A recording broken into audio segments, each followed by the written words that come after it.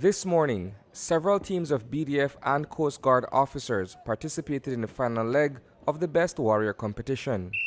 After a series of grueling challenges, including a log race and a heavy chain sprint, these men were subjected to an obstacle course that pushed them to their mental and physical limits. Ardel Avila, a member of the Coast Guard Special Assignment Group, is one of the few participants to successfully complete the exhaustive encounter.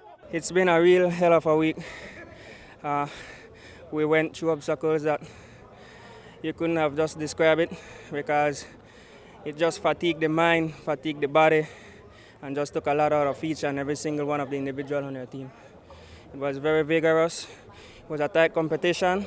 However, we came out on top, we came out victorious, and we just plan to defend our title again next year. Let's go. The annual challenge is an open invitation for members of law enforcement to take part in the activity. The games began on Tuesday in commemoration of the Coast Guard's 12th year in existence. It's the 5th annual Coast Guard Best Warrior competition.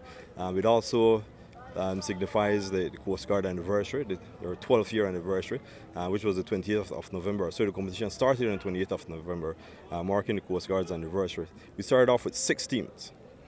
5 of those teams completed the competition. We had 4 Coast Guard teams and 2 invited teams from the B.D.F. 6 events over a 4-day period. Very tough event. Punishing indeed. The last event following the obstacle course is a rope climbing challenge. Very few completed this task, and as you can see, at least 2 men were down for the count and needed medical attention. I won't say it's that difficult, because for us to be a part of our unit, you have to do additional training, which endures fitness and teamwork, as well as mental work capacity. So for this, it was a hard one. You had to prepare.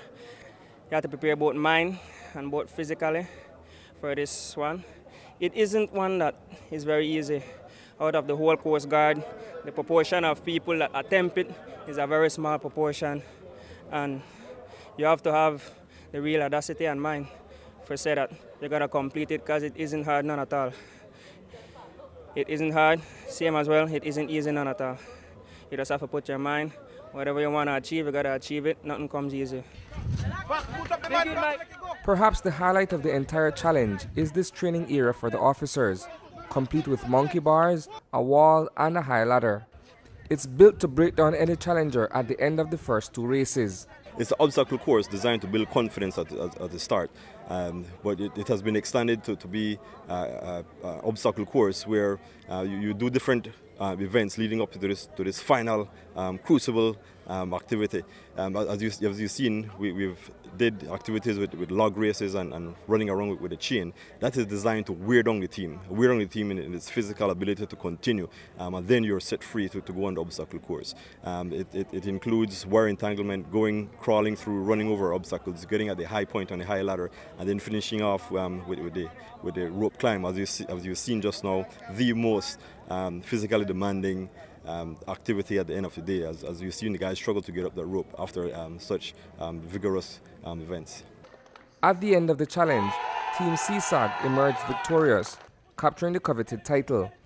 It is the hope of the Belize Coast Guard to see the participation of the Belize Police Department in future Best Warrior activities. Reporting for News 5, I am Isani Cayetano.